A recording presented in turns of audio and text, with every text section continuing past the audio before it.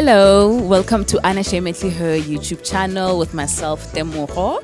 Today I have an honorable guest. We have Stha. Stha is a well-known clinical psychologist, and you might know her from Instagram with, the mini videos, IGTV videos that she does, giving us advice, insights on what to do, what not to do, and really how to tackle just, your mental well-being.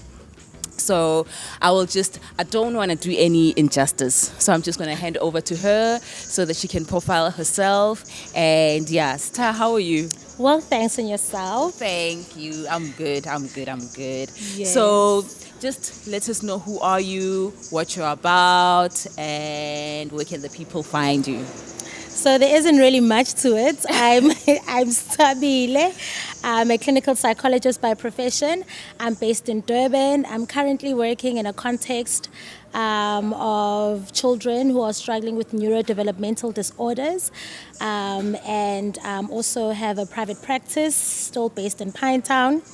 Where I see adults who are struggling with day-to-day life stresses and all the other mental health issues that people do present with.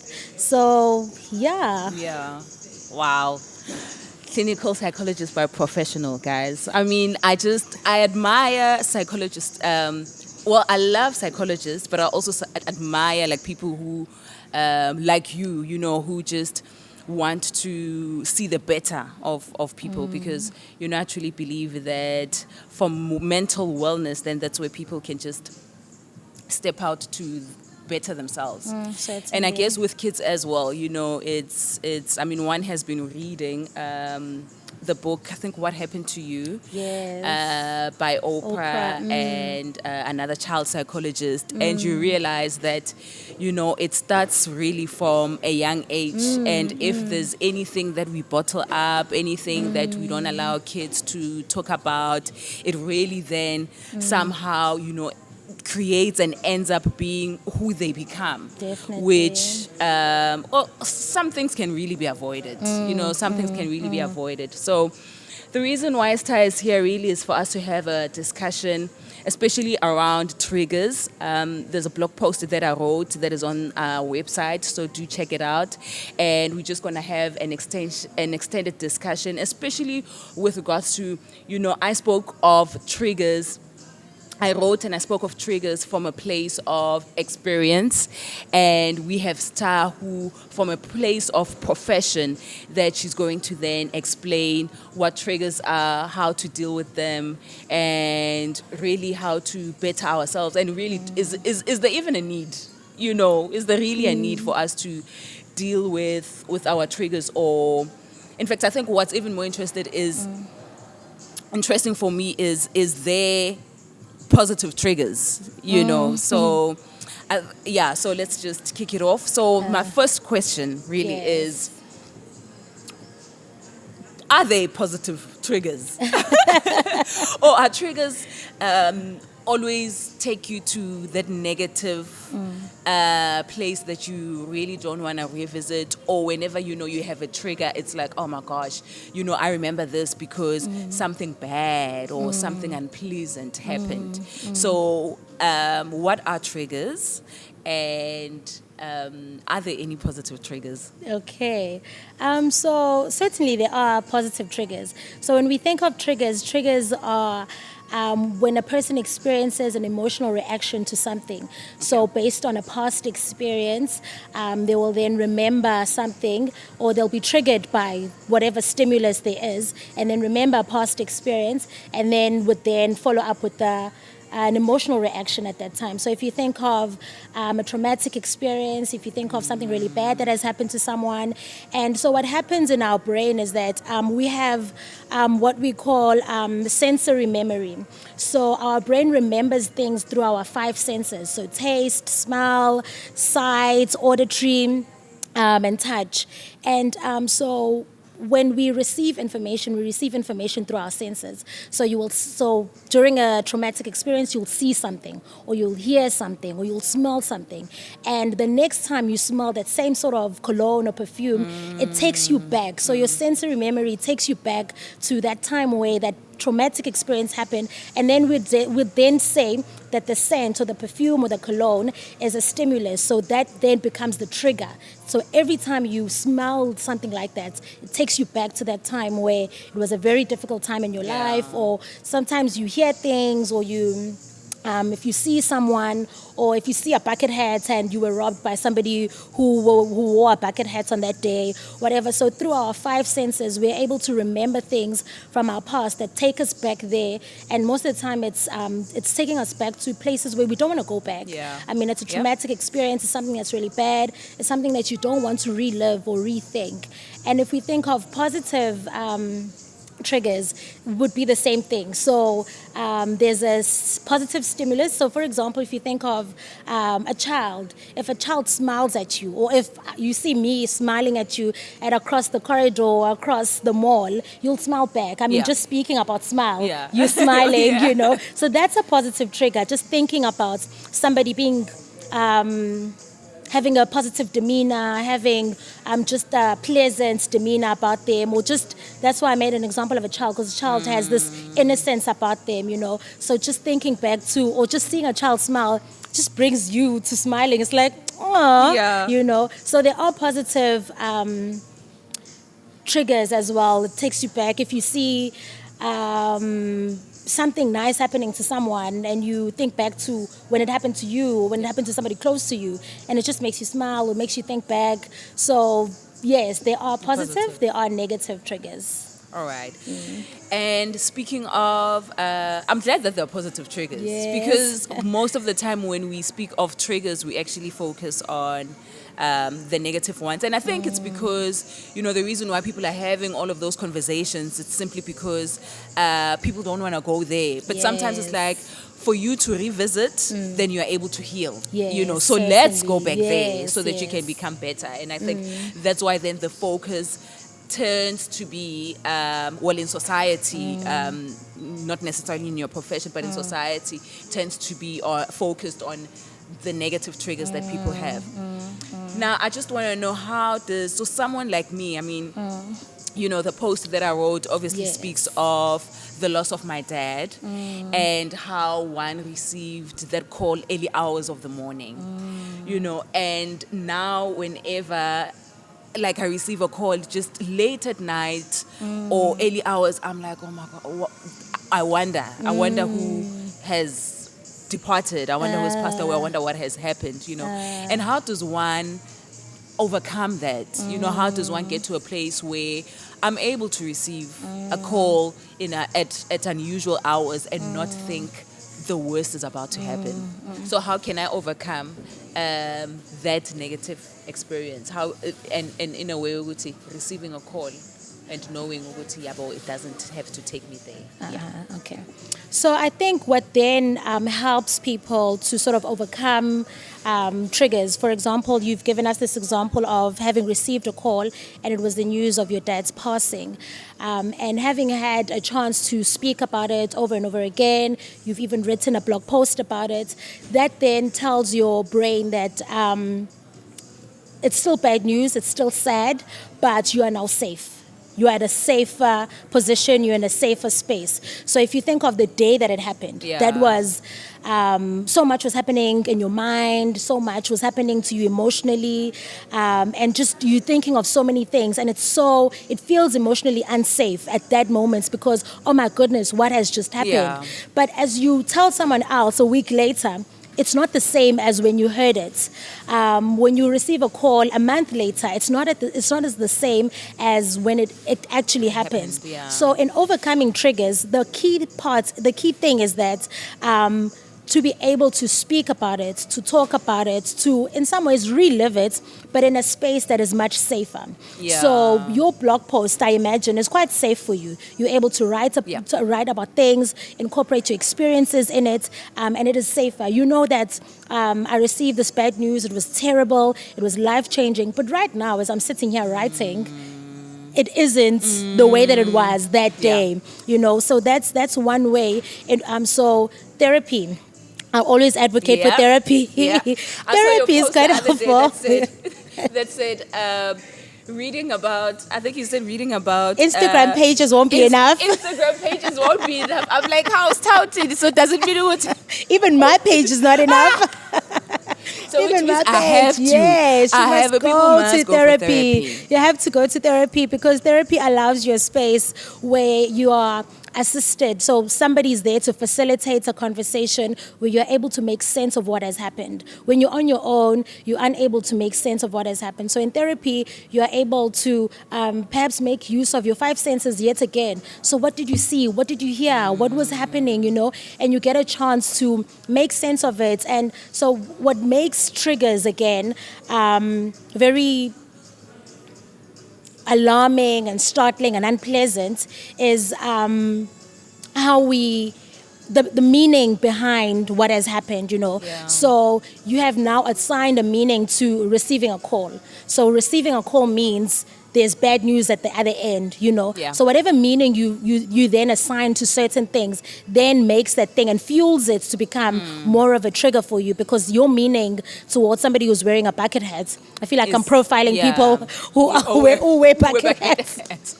Definitely know what I'm trying to do, but I'm making an example, you know, that whatever it is, whatever meaning you assign to a certain thing, then gives it more life, because you have assigned this meaning that if I receive a call, this is then possibly what could be happening because of what, based on past experiences. Sure.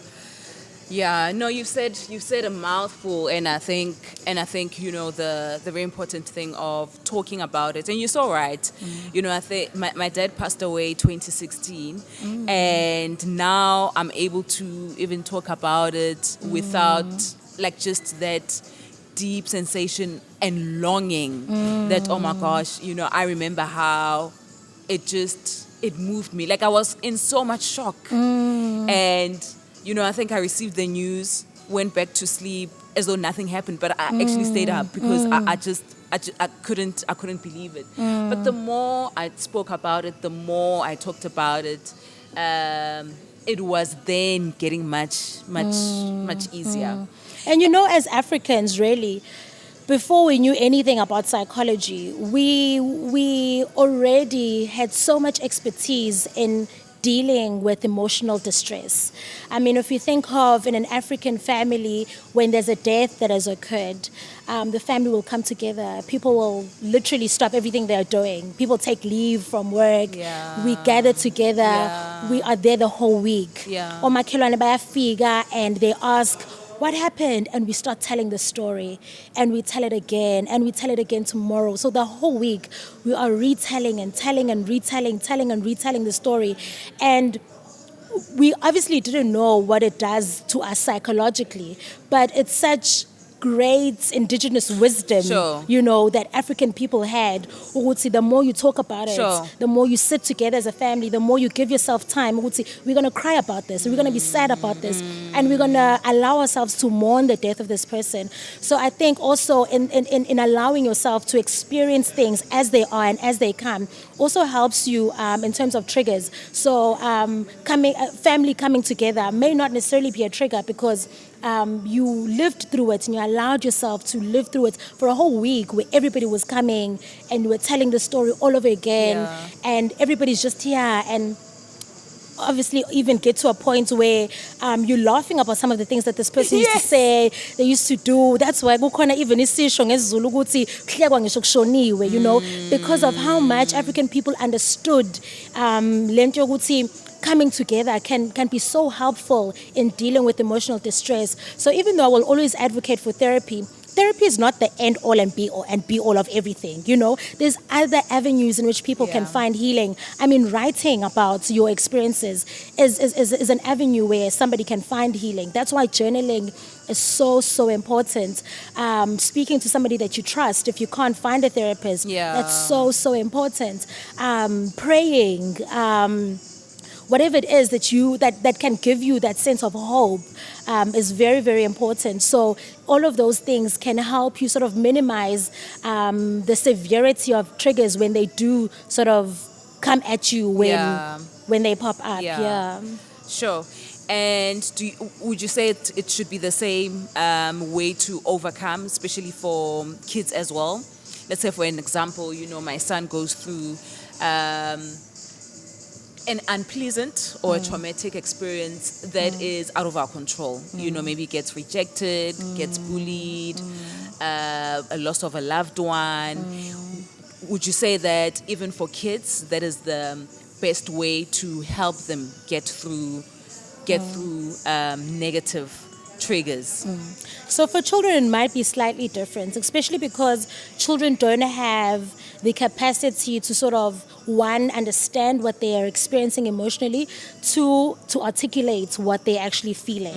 And as much as adults also struggle to sort of express their emotions, but for children, it's much, much more difficult. And children will sort of express their emotions in several ways, mostly through behavior, in the way in which they play. So I think what could be important for parents assisting their children is to just be reassuring. We know how helpful that is as an adult. When there's somebody who's reassuring you, for children it's just as important. Reassurance is so important. This has happened and it's sad and it's bad and it shouldn't have happened, but it happened and I'm sorry that it happened, but you're safe now. What matters is right now you are safe. You could have been unsafe 3 minutes ago, 7 minutes ago, an hour ago, whatever. But right now, as you tell me that this is what has happened to you, you're safe now and it's okay and we can get through this together. So just speaking to children, we always imagine that children don't get it, that I don't have to say anything to the child. But children take so much from what they see as frustration in adults. They take so much from the way that adults experience their emotions. So it's important to talk to your child, to tell them, and also what helps is helping the child to name emotions. So if a child's crying, help the child. Are you sad? Are you, does it hurt in your tummy? Does it hurt in your back? Is your head sore? Like what is it to help the child name the emotions? So as they grow and as they become an adult, they're able to say, actually, no, this is actually hunger. Like, I'm not sad. Or actually, no, I'm sad, So whatever it is, so that they know and be able to sort of differentiate between emotions. I mean, from the generation which we grew up, that isn't something, that was done continuously. We always had this thing where, oh no, ingani, so I don't have to communicate, or they're not even aware. But you realize that, in fact, they are. They are so much aware. They are so much aware. So reassurance is important. Reassurance is so important. Kids. Yeah. I want to know, when it comes to relationships, so any, type of close relationship, do you think it's important for people to talk about the triggers, positive and negative, in a way that it might help or boost how people love each other, or boost our, my love language? Because it's like, oh no, this person, these are her triggers, these are his triggers, but it doesn't mean Uguti manja must walk on eggshells. What it means is, to help avoid this situation, this person likes to, over communicate, say something instead of. Do you think Uguti it? I think it's important. I really think it's important. Nanoguti, I think what makes it difficult to receive as a person receiving the thing, Yoguti, these are my triggers, 1, 2, 3, 4, 5, I think what makes it difficult to receive it is that it then sort of puts the responsibility on you. Just because your triggers go and that's or 1, 2, 3. Now I must then, which is tough, because we all people, we all go through things, and we all need some sort of tenderness and, from our loved ones, from people we're in relationships with. But in the same breath, I will say, I always give this analogy to couples when I speak to them. If, for example, we're walking at the mall and one of us trips and falls, what then happens? Like we can't just. I was going to poetry, brother. Therefore, we must continue. You can't continue like that. There has to be whoever ongalimele takes on more responsibility. Are you okay? Is everything fine? Will you still be able to walk? Should we go home? Perhaps they can't walk now. now you sort of carrying them, and if they were the ones driving, now you driving. Yeah. When we get home, probably you need like, You're gonna have to tender to the person. So do you see the person who is on the receiving end of the person who's being hurt carries a lot more responsibility. And I think when we enter into relationships, we sort of sign up for that. Yeah. That Yeah. I'm going to be there. I'm going to be there for you. And I think it's important that we sort of take that sort of thinking when we want to deal with triggers. Perhaps your triggers could be insignificant for me, and they could be like, what the hell? Why would that be a trigger? Yeah. But it's important to sort of always understand or try to consider the person, whatever it is that they are going through, whatever it is that they've been through, is important to them and significant to them. Therefore, I have to now kugula and and do all of that. So it's important to have the conversation of triggers. So that also the person understands. I mean, if you were, for some, just for argument's sake or just for an example, if you're in a previous relationship where every time you called the person, they didn't answer, and then 3 years down the line, you realize, oh, this person's been cheating on me all the time. So you then start to think, oh my goodness, That's all those calls yes. that this person was not answering, it was probably because of this. Now you're in a new relationship filled with love and, everything nice, everything good, and this person doesn't answer their phone.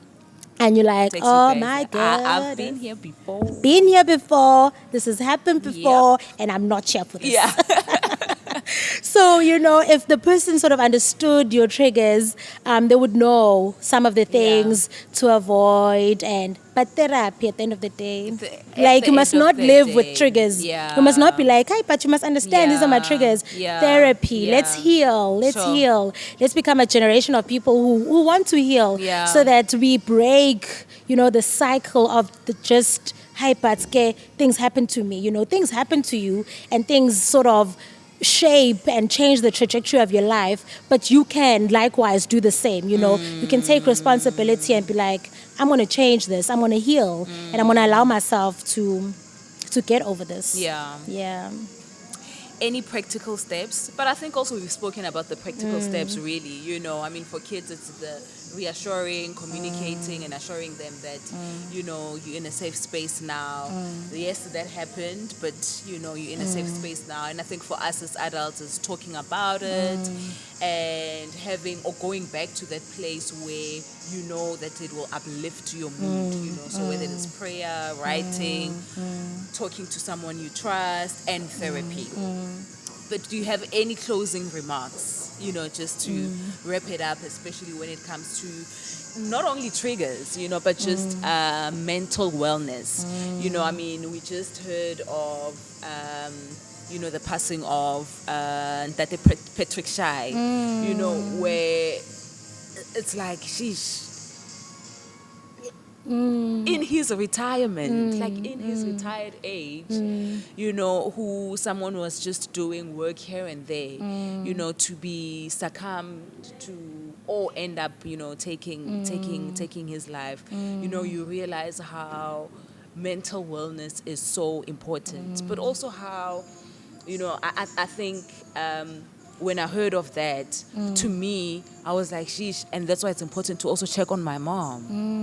How are you? Because we have this thing that, they're this old, they have it all figured out. When you find that, even when drastic changes happen, when people retire, when people end up not working, when people have kids leaving home, it can be hard.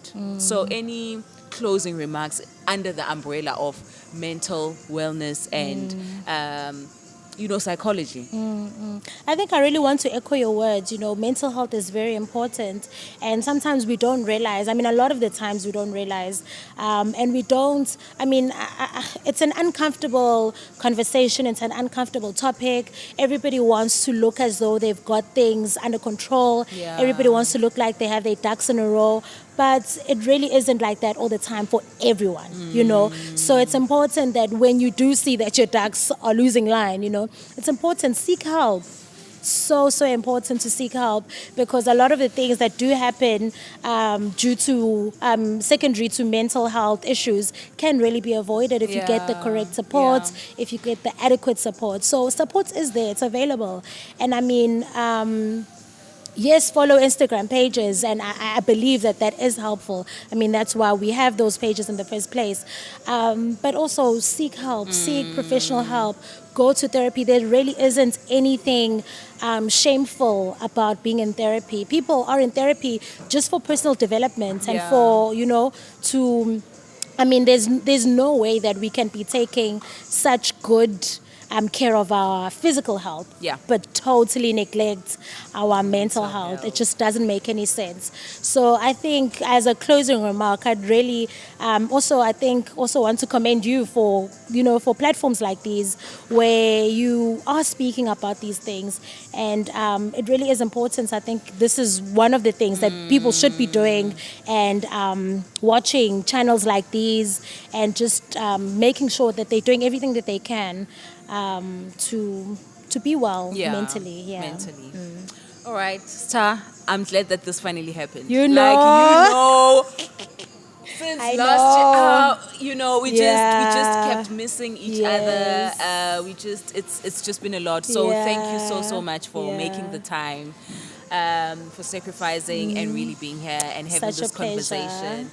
But to end on a light note, what's your favorite track at the moment, or your favorite album? What are you playing in your car?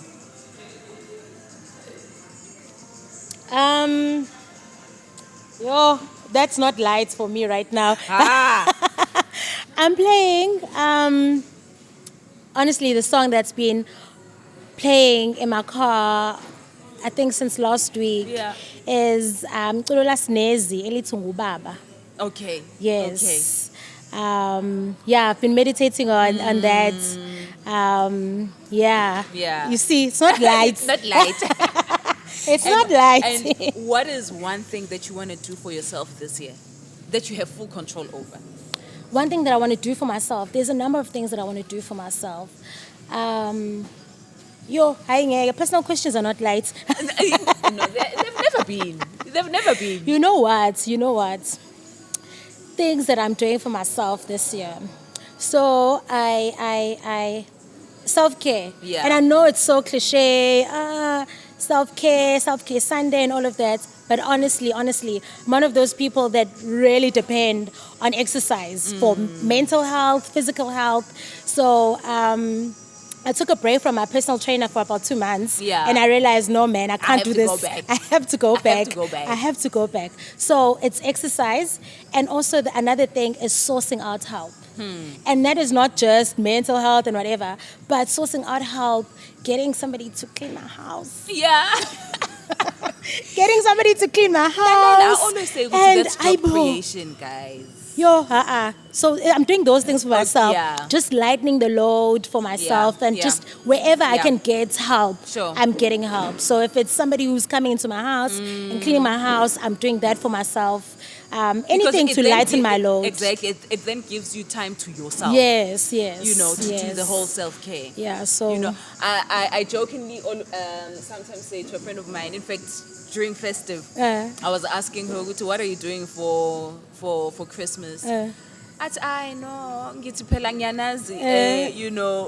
the Zulu women, but you guys are overachievers. You can give birth last week, and then you are hosting. You're on it. And she was like, well, Temo, in fact, this year I've decided to, I'm not gonna be that. I just want to relax. I just want to have time to myself. And she was like, because I just feel like the recovery also, after pregnancy is quicker that way. So I'm glad we would see. Yeah. Let's seek help. Seeking help, yes. Thank you so much for watching. Hope you've gained more insight and information like I did. Hope you've enjoyed it. Do subscribe to the website, to this channel below. Just click subscribe, and whenever we have any videos, they can be uploaded and you'll get a notification. But also just remember that we have mentorship programs. So if you are looking for a mentor in Durban, Joburg, Cape Town, do hit us up on info@anashemetliher.co.za and we'll definitely get back to you. Bye. Thank you. Hope you enjoyed this episode. To stay updated with new episodes and blog posts, do subscribe to this YouTube channel or our webpage, anashemetliher.co.za. For more Q&A on previous posts, do watch the next episode. Enjoy.